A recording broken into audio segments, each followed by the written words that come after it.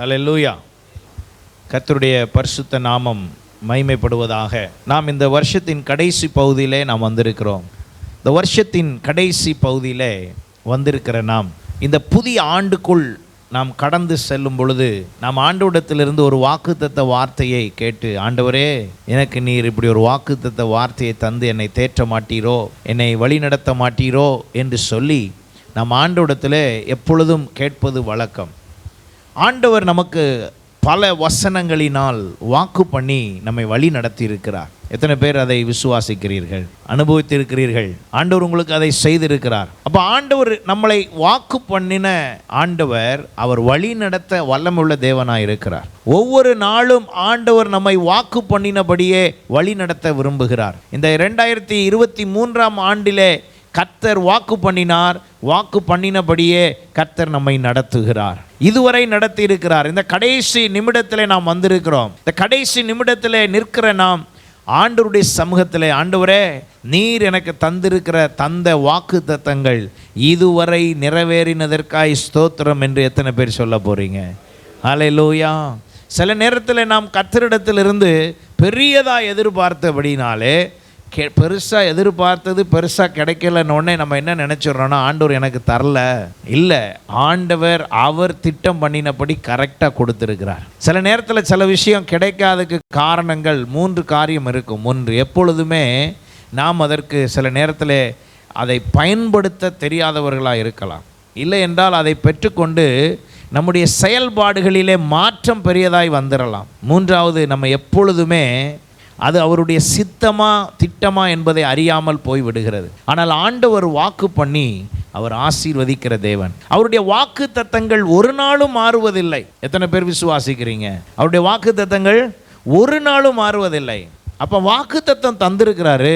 அந்த வாக்கு தத்தங்கள் நிறைவேறாமல் இருக்கிறதே ஏன்? பழைய ஏற்பாட்டின் நாட்களிலே முற்பிதாக்களுக்கு ஆண்டவர் கொடுத்த வாக்கு தத்தம் என்ன என்று சொன்னால், அது மாம்ச ரீதியாக அதிகமாய் கனெக்டட். ஆனால் புதிய ஏற்பாட்டின் நாட்களிலே கிறிஸ்துவின் பிரமாணத்திலே நாம் வரும் பொழுது அது ஆவியிலே அதிகமாய் கனெக்டட், ஆவிக்குரிய ரீதியிலே. பழைய ஏற்பாட்டின் நாட்களிலே பலியின் மூலமாக அது நிறைவேறுதலுக்குள் இருந்தது.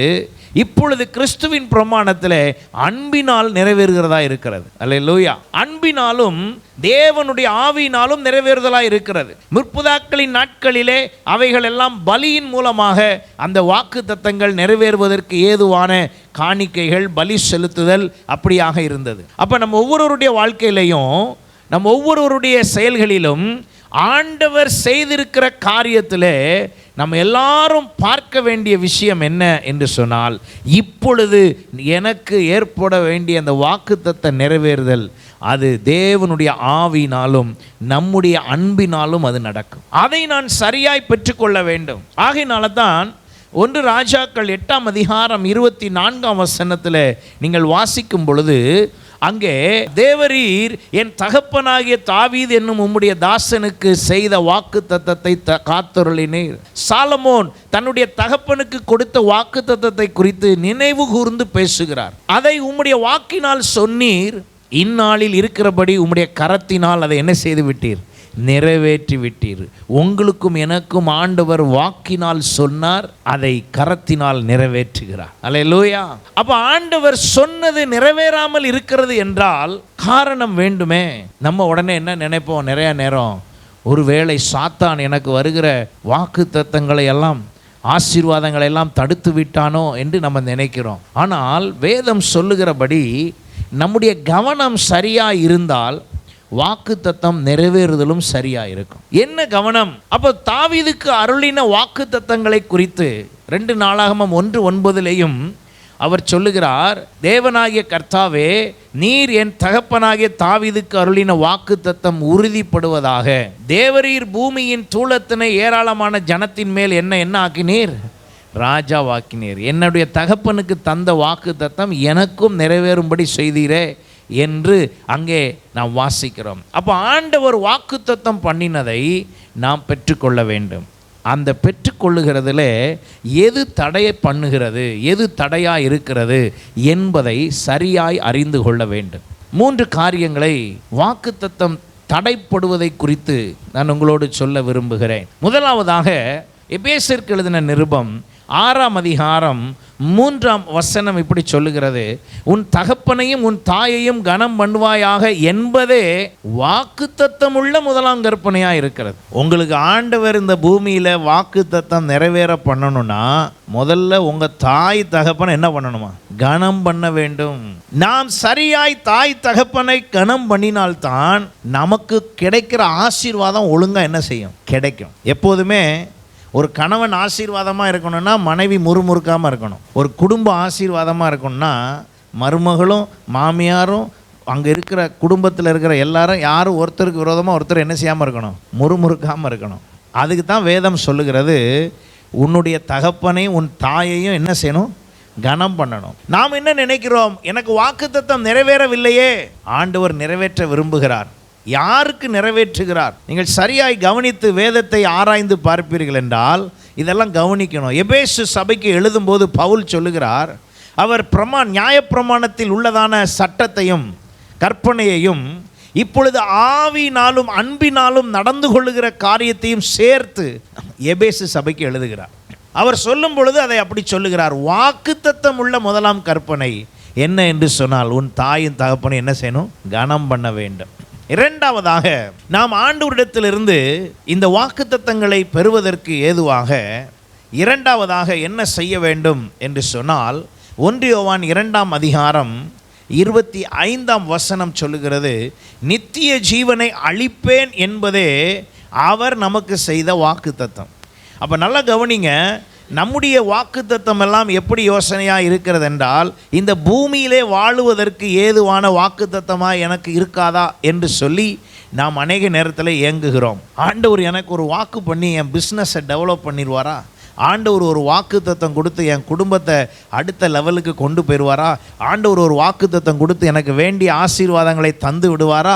அவர் தருவது உறுதி, அவர் தருவது நிச்சயம். அவர் நிச்சயமாக உங்களை 2024 ஆண்டிலே வாக்கு பண்ணி உங்களை ஆசீர்வதிக்க விரும்புகிறார். அவர் விரும்பாமல் இல்லை, விரும்புகிறார். ஆனால் விரும்புகிற அவர் எதிர்பார்க்கிற விஷயம் என்ன? உங்களுடைய கவனம் முதல்ல உங்கள் பெற்றோரை கனம் பண்ணுறதுல இருக்க வேண்டும். இரண்டாவது, உங்களுடைய கவனம் நித்திய ஜீவனில் இருக்க வேண்டும். உங்கள் கவனம் எதில் இருக்கணும்? நித்திய ஜீவனில் இருக்க வேண்டும். இப்பொழுது நான் எங்கே இந்த பூமியில் வாழும் பொழுது நான் எங்கே போய் நித்திய ஜீவனை போய் அடைவது? நித்திய ஜீவன் எங்கோ இருக்கிறதோ என்று யோசிக்க வேண்டாம்.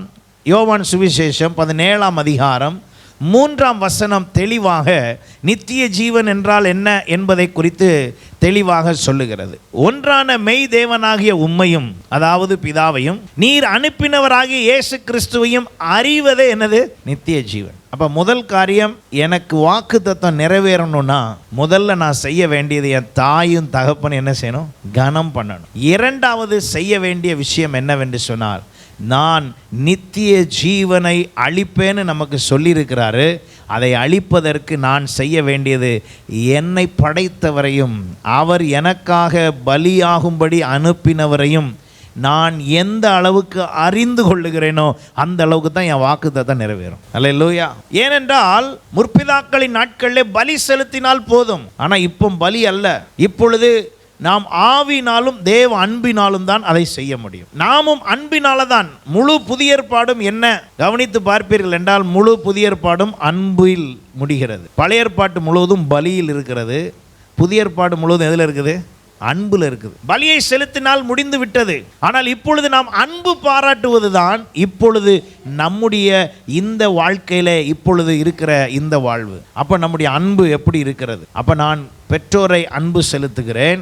அடுத்தபடியாக நான் கர்த்தரை அறிகிற காரியத்திலே நான் அதை செய்ய ஆரம்பித்தால் என் வாக்குத்தத்தம் நிறைவேறுதலை கர்த்தர் செய்து விடுவார். அல்லேலூயா. மூன்றாவதாக லூக்கா சுவிசேஷம் 24ஆம் அதிகாரம் 49ஆம் வசனத்தை கவனித்து பாருங்கள்.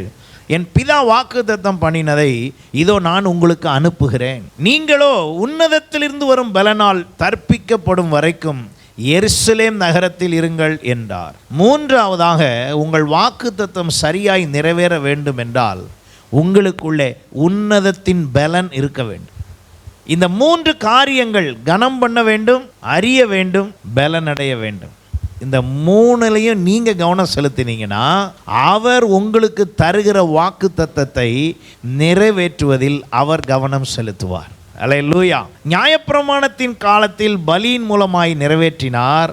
கிறிஸ்துவின் பிரமாணத்தின் காலமாகிய இந்த கிருபையின் காலத்திலே நம்மை அன்பின் மூலமாக, அறிவதின் மூலமாக, நாம் பெற்றுக்கொள்கிற பலனின் மூலமாக கர்த்தர் நமக்கு வாக்குத்தத்தங்களை நிறைவேற்றப் போகிறார். ஹல்லேலூயா. 2024ஆம் ஆண்டு உங்களுக்கு அப்படி வாக்குத்தத்தங்கள் நிறைவேற வேண்டும் என்றால் அதற்கான வழிமுறை இதுதான். நீங்கள் வாக்குத்தத்தத்தை பெறுவது பெரிய விஷயம் அல்ல. அந்த வாக்குத்தத்தம் உங்களுக்கு நிறைவேற வேண்டும் என்று சொன்னால் நீங்கள் செய்ய வேண்டிய விஷயம் இது. இதை நான் வேறு எங்கிருந்தோ கதையாய் சொல்லவில்லை, வேத வசனத்திலிருந்து நான் இதை உங்களுக்கு சொல்லுகிறேன்.